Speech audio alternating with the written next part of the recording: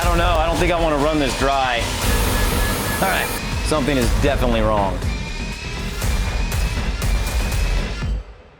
Today we are back at the EMCO Hyperturn 50, and I gotta say, I'm pretty excited to show her off in what I would say is really her full glory, because if you remember last time, we only did an op on one side, transferred an op on the other side. Well, today we're gonna do full simultaneous machining using both turrets and both spindles at the same time. And what's really cool is we actually programmed the whole thing using Siemens shop turn software. We're able to do all that right here at the panel. We also have a cool OSG tool to show you that really got us out of a pickle. And probably the coolest thing of all is this is a real part. We've seen the comments below and we know what people say about making real parts, but as a teaser, we got our own product coming out, and this is a part of it right here. So real part, real dimensions, real programming, real machining. Let's get to it.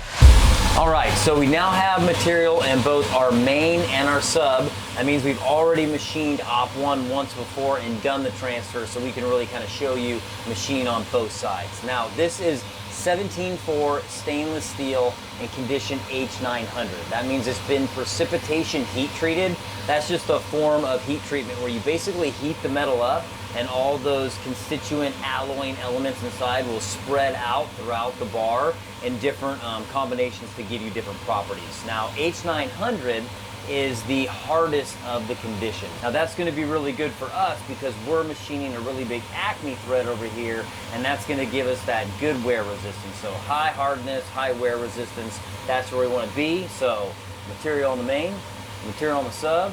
I got two turrets, let's put them to work.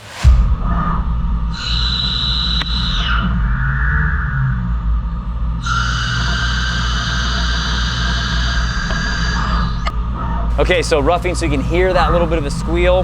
That's that really hard material kind of pushing back a little bit. Speeds and feeds wise, we're doing 250 on the rough, and then when I finish, I'm gonna do 300 on the main, but I'm gonna still stick with 250 on the sub, really because that part's sticking out quite a bit and I don't want it to chatter. We are using Kennametal's KCU 10B. That's their universal insert, but we've had pretty good luck with that in the past. We're gonna see how she holds up in the H900. Wonder if I should change my finish inserts, man.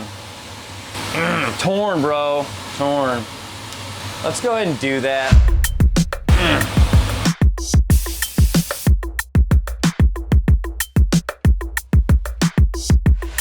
Now, generally, if I'm running synchronous machining, I'll put all my tools that I need in my upper turret for my main, and I'll put all my tools that I need in my lower turret for my sub. Mostly, generally. If you're pinch turning, you're gonna want two tools down here that can do one side.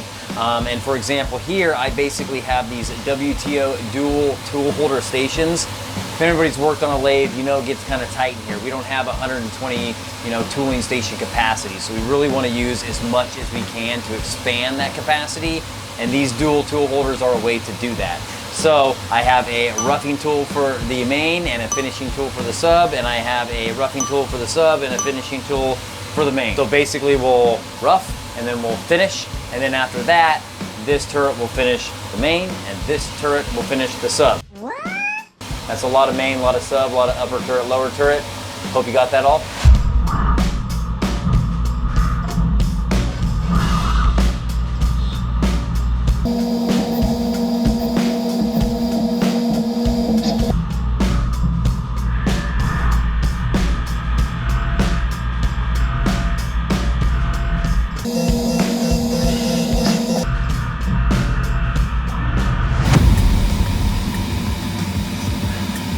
I don't know, I don't think I want to run this dry. Hey, so for what you might not have seen is, so I started with 4 thread mills. I have 1 left. Now, one thing you may not have known is that we basically are on our last end mill. We had 4 end mills, now I am down to my 1. Now, the first end mill I broke, really, that was my bad. So I programmed it as if there was a hole already in the part. Now, if you want to see more on this, stick around to the end and we're going to take you through a nice little kind of breakdown of what that process looked like. And as we mentioned earlier, this is drilling and thread milling at the same time. So no bad on OSG, completely my mistake there. And I was also told that I need to run it as a left-handed thread. Well, that turned out to be not necessarily the best information. I'm not going to say where I got it from, but let's just say it was very incorrect.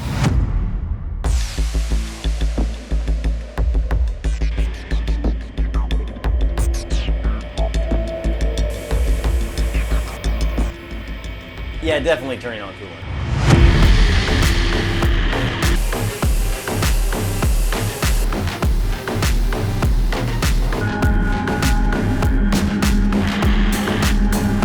All right, so on the sub, we're gonna be cutting a really big Acme thread, something I've never done before. It's a 1" 5, so a lot of lead. Acme thread's been around for a little while. They were basically invented in the 1800s as an alternative to a square thread, and they're a little bit different than your standard V thread. A V thread is a fastener. It's meant to hold things together. An Acme thread you're gonna see in vices, lead screws, things like that, because really they transfer motion under load, and that's their primary purpose. They're trapezoidal in shape, so they don't have that standard V, right? 29-degree, flat on the bottom, flat at the top, big, bad thread. Let's do it.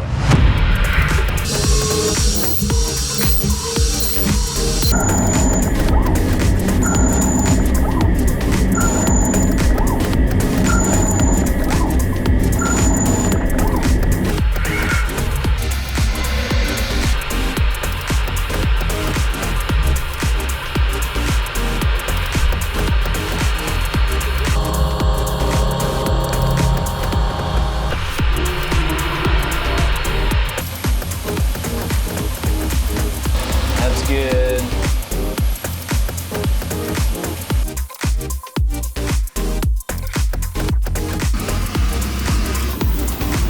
All right, so we've got all the inspection we can in the machine, but when we take this part out, we'll take it into inspection. We'll use some higher end equipment, make sure that everything we're doing in here matches what we see in there.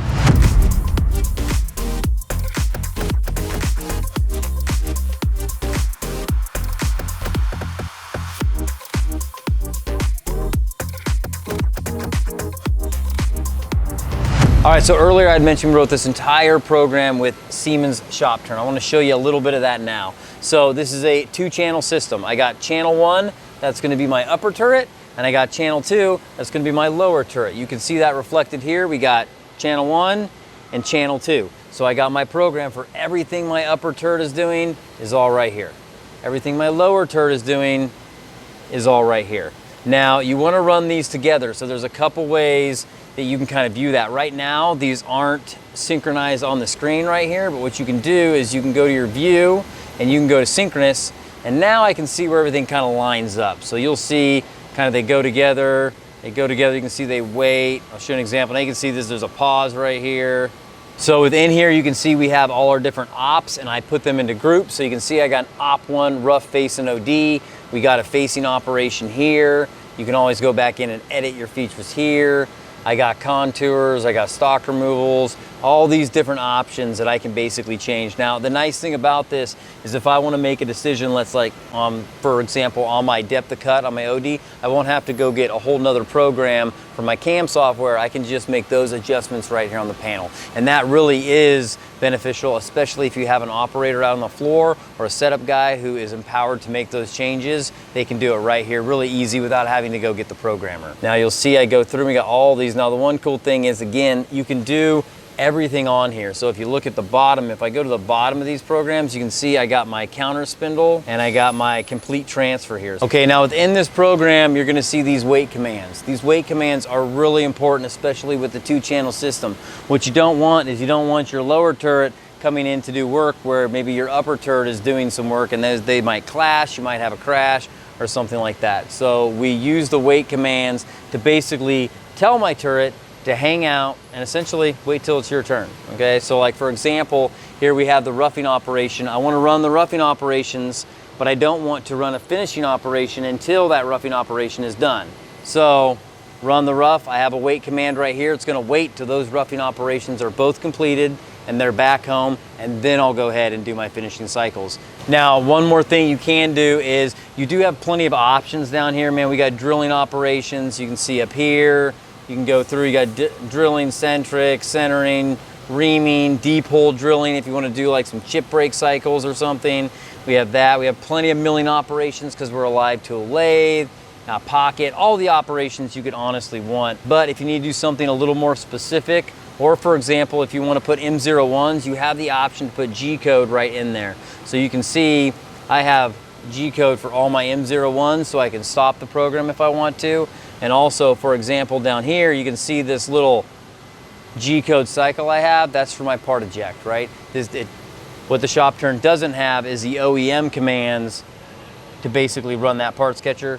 So you do have the option to enter code as you want. So it really gives you some versatility. Shop turn, where you have a lot of your basic programming functions, and G-code for your really kind of machine specific or unique commands that you want to run. Now, I hope you enjoyed the presentation we had on our HT50. You got to see some synchronous machining, you got to see some shop turn programming, and you got to see just a small piece of a much bigger puzzle that we have going on here with a very exciting project at Titan CNC that hopefully we'll get to show you here soon. Now, before you go, make sure you head on over to titansofcnc.com, where you can find our full lineup of CNC educational content that we give you guys for free. So from CAD to CAM to CNC tutorials, all the way to advanced aerospace academies and beyond, we have it all there for you. And to help fund that, check out our store where you can get some tools. Maybe you're interested in one of these machines or some software. Like I say, full suite, CNC manufacturing greatness. Thanks for joining us. We'll see you next time.